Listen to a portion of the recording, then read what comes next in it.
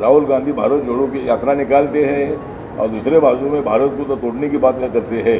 तो ये कांग्रेस वालों ने आज तक डिवाइड एंड रूल की पॉलिसी देख सकते हैं केंद्रीय मंत्री रामदास अठावले आज करनाल में पहुंचे हैं और इस समय वो अपने समर्थकों से मिलते हुए नजर आ रहे हैं। लाइव तस्वीरें इस समय आप नमस्ते भारत न्यूज़ के माध्यम से देख पा रहे हैं, इन्हें आप शेयर करें। मेरा नाम रामदास अठावले, मैं रिपब्लिकन पार्टी ऑफ इंडिया का नेशनल प्रेसिडेंट हूँ और मेरी पार्टी नेशनल डेमोक्रेटिक अलायंस में एनडीए में 10 साल से नरेंद्र मोदी जी के साथ है और मैं सोशल जस्टिस एंड एम्पावरमेंट का मैं राज्य मंत्री हूँ और 8 साल से माननीय मोदी सरकार में मैं मंत्री हूँ। तो देश की जो स्थिति है, देश में जो मतलब हवा है, ये हवा नरेंद्र मोदी जी की हवा है, एनडीए की हवा है, क्योंकि नरेंद्र मोदी जी ने दे दिया है विकास की देश को दवा, इसीलिए सारे देश में नरेंद्र मोदी जी की हवा। नरेंद्र मोदी जी ने जो 10 सालों में काम किया है, इंफ्रास्ट्रक्चर को बढ़ावा दिया है, सबका साथ सबका विकास की भूमिका उन्होंने ले ली है।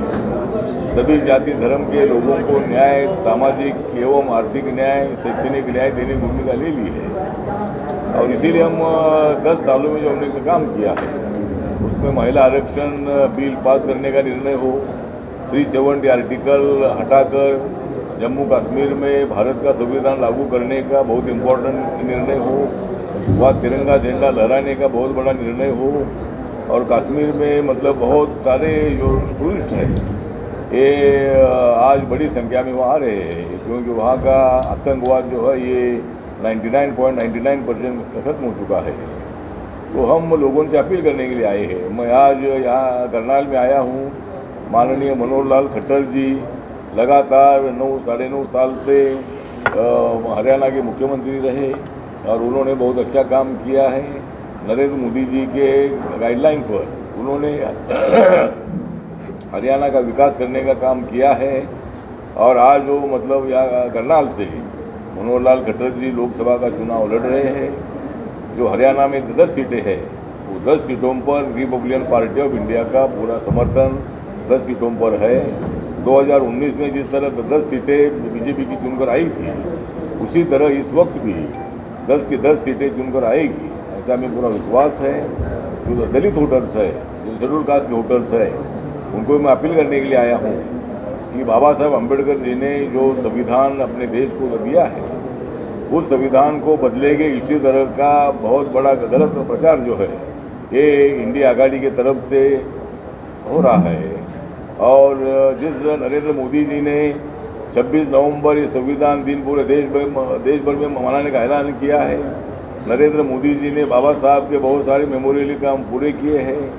नरेंद्र मोदी जी बाबा साहब अम्बेडकर जी के संविधान को माथा टेक कर शपथ ले लेते हैं, तो ऐसे नरेंद्र मोदी जी संविधान नहीं बदल सकते हैं। उन्होंने अनेक सभाओं ने बताया कि भाई संविधान बदलना ये किसी के हाथ में नहीं है और इसीलिए मतलब संविधान को बिल्कुल धोखा नहीं है। मैं दलित मतदारों को आह्वान करना चाहता हूँ कि Congress party divide and rule की पॉलिसी हमेशा करती है। एक बाजू में राहुल गांधी भारत जोड़ो की यात्रा निकालते हैं और दूसरे बाजू में भारत को तो तोड़ने की बात करते हैं।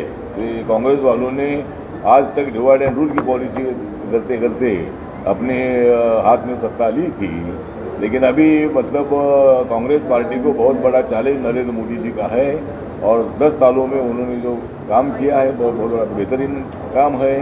हरियाणा के विकास के लिए भी बहुत सारे निर्णय लिए हैं, इसीलिए हमें पूरा विश्वास है। मैं सभी मतदारों को हरियाणा की अपील करना चाहता हूँ, इस वक्त तीसरी बार नरेंद्र मोदी जी को प्रधानमंत्री बनाने के लिए यह हरियाणा की 10 सीटें चुनकर आनी चाहिए। इसी तरह का मैं तमाम लोगों को अपील करता हूँ और दलित वोटर्स को इतना ही बताना चाहता हूँ कि कांग्रेस पार्टी ने बाबा साहब अम्बेडकर जी को 2 बार महाराष्ट्र में हराया था। इस कांग्रेस पार्टी ने मतलब कांग्रेस पार्टी जलता हुआ मकान है, ये बाबा साहब ने बताया था और इसीलिए कांग्रेस पार्टी के बहकाव में मत आइए। आप बीजेपी को, एनडीए को बड़ी तादाद में समर्थन दीजिए, ऐसा मैं सभी लोगों को अपील करना चाहता हूँ।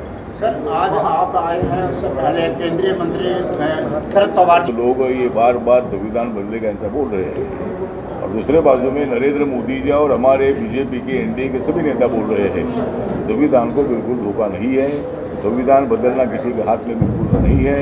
संविधान इतना पवित्र है कि सारे दुनिया में मतलब भारत के संविधान का नाम है। आप लोग जानते हैं कि अटल बिहारी वाजपेयी की सरकार 98 में ये घोट जारी थी। पूरी दुनिया ने देखा है कि भारत की डेमोक्रेसी कितनी स्ट्रांग है। 1 मैन 1 वोट 1 वैल्यू, इसी तरह का उसका संदर्भ है। और इसीलिए माननीय शरद पवार जी वो बोल रहे होंगे, लेकिन शरद पवार जी के बोलने में बिल्कुल दम नहीं है और संविधान कोई बदलेगी नहीं।